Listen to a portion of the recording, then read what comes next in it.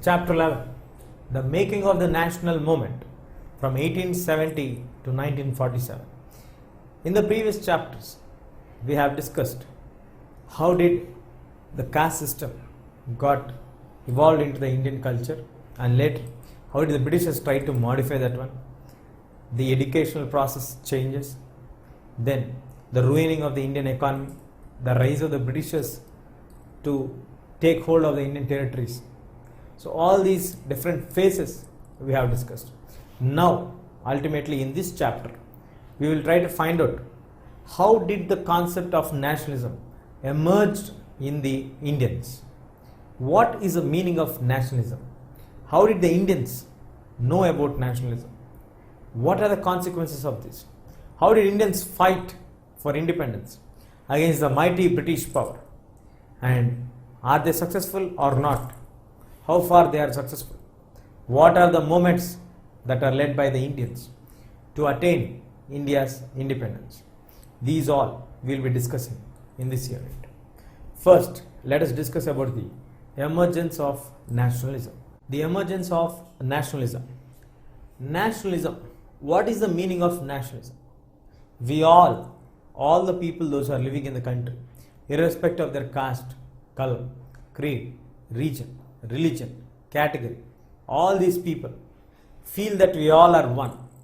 That is the first one.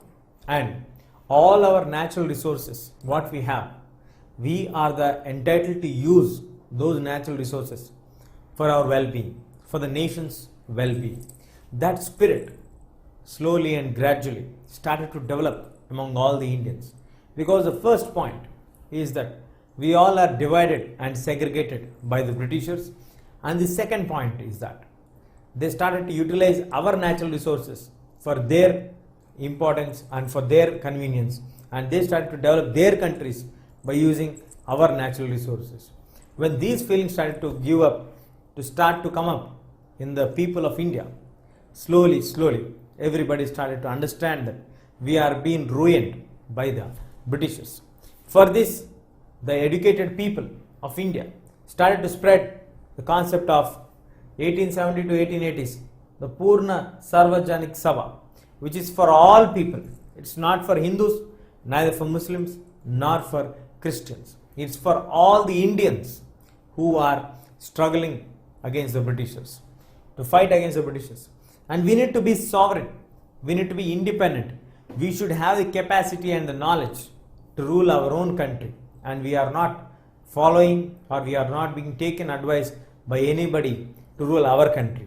So we should inculcate the sovereign attitude, as well as the Britishers' attitude also became suspicious when they first passed the Arms Act in 1878, where the Indians are deprived of holding any arms. The other category is that the Vernacular Press Act, where Indian people cannot raise their voices even through their newspapers if any atrocities or injustice when it happens to the Indians, when it is reported in the media, people used to get very much angry, and they used to confiscate the press, especially the Britishers used to confiscate the Indian newspapers printing machines also.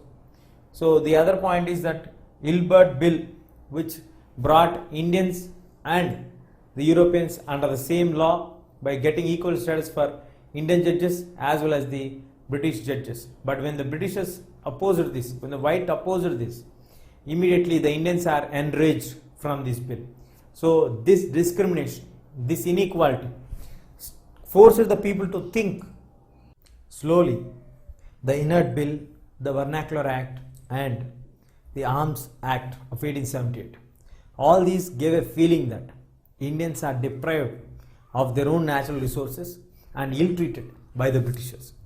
In order to make this as a national debate, in order to highlight this and create awareness among all the Indians, all the important elite community people met at Bombay. That is 72 delegates met at Bombay in December in 1885 and formed the Indian National Congress.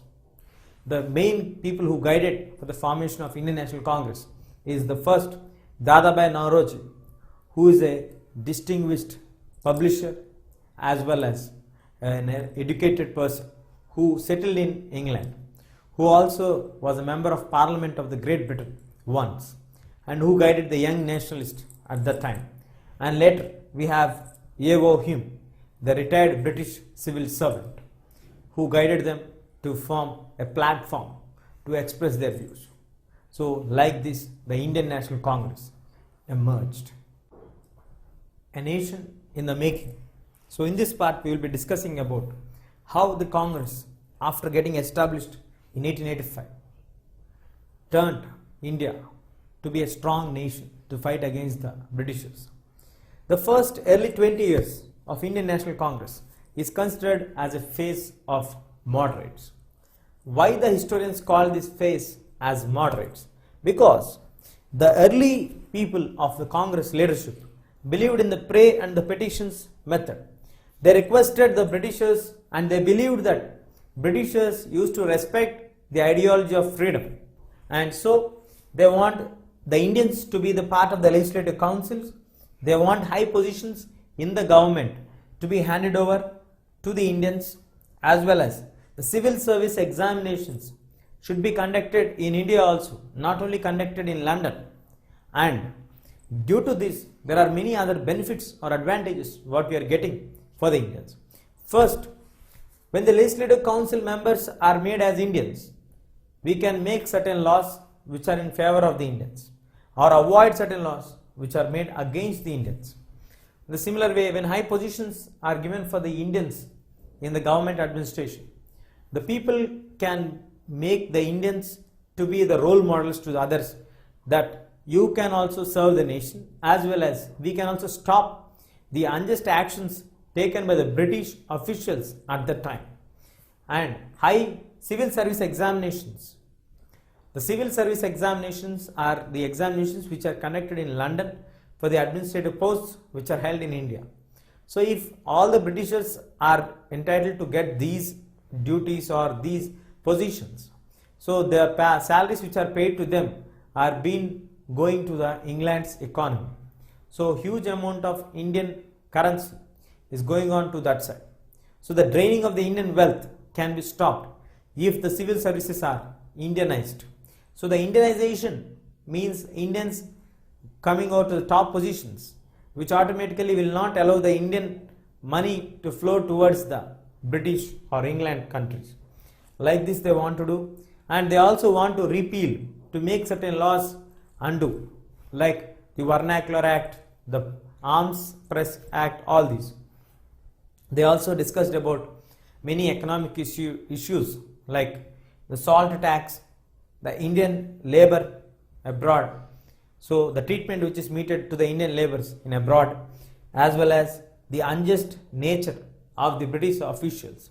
All these are discussed through the petitions, through the newspapers, through the articles, through the journals. This everything was discussed in across the country, but in a peaceful way, in a petition manner. They used to request the British officials to respond, to consider our concerns. But we have the next category or the next period where the extremist groups dominated the Congress for nearly 20 years. Those period is considered as extremist group, that is from 1905 to 1918. So nearly 15 to 18 years we have the dominance of the extremist groups, the young people who want to rebel against the British government. They believed in the bombing policy, they believed in the Naxal policy, they believe in hatred, they want to show that they don't like the Britishers. One among them, famous leader, was Bal Gangadhar Tilak, who told rightly, freedom is my birthright. So what happened here? Who are the main leaders of this? Let us discuss now.